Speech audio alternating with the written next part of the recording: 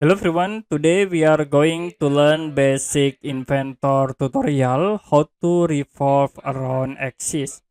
So as example, I will create start to sketch and I will choose this plan, right plan.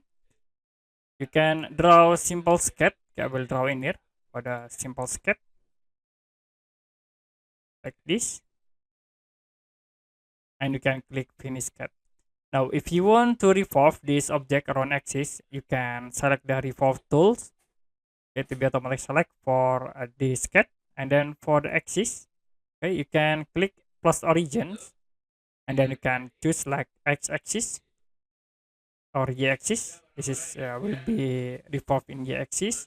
If you want to cancel, you can click this x icons, and the next this is for the z-axis. So you can cancel again. Like I will revolve in y-axis.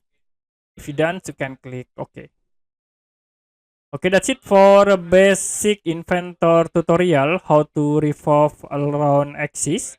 If you have any question about tutorial, you can comment below this video.